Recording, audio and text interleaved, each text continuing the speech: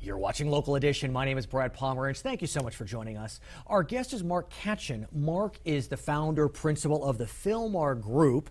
Can't tell from the name, what's the Phylmar Group? The Phylmar Group is an environmental consulting firm, and we help our Fortune 1000 clients integrate sustainable practices into their core businesses. How long has your group been around? It's been around 12 years. Okay, so that's 1997, let's say. That's right. When you first launched, did anyone take your calls? Thankfully, yes. Thankfully, yes. But the practices evolved. You know, at first it was mostly focused on environmental issues, okay, and health and safety issues.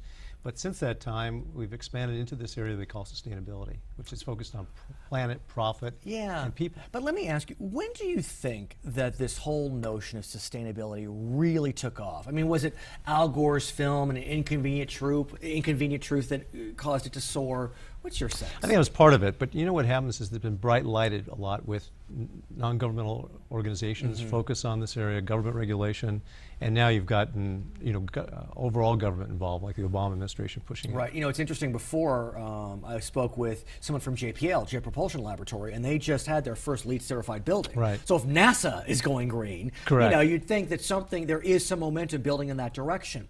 You said Fortune 1000 companies. Right.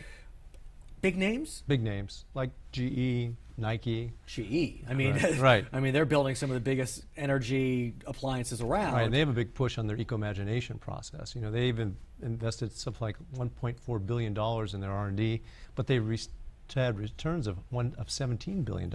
Okay. So it's very significant. So 1997.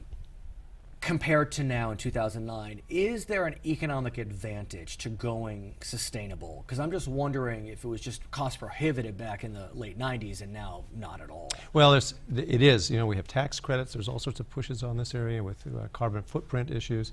But I think primarily is really looking at integrating into the core of your business, and that's where the money really comes into play. And are business CEOs, are they really paying attention to sustainability, or is it more lip service? What's your sense? No, they're getting into it. As a matter of fact, there was a Sloan MIT study done recently, and we saw over 70% of the people interviewed there are making significant investments in sustainability. So give us some examples. So again, we talked about mentioned GE with their investment, and then Nike has also made a significant investment in their line of products where they're really looking at trying to reduce waste, reduce energy consumption, and making it overall a better life cycle business practice. Quantify it for us, or qualify it for us. What does that mean exactly? So what did Nike do exactly? Well, they, for example, I think they have about 67% reduction in their waste.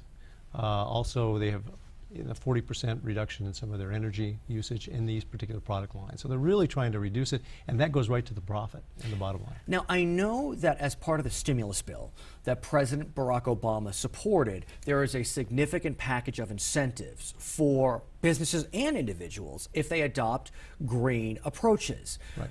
Are your corporate clients taking advantage of those? Are they seeing that, wow, we can really make this economically feasible? Yes, some are.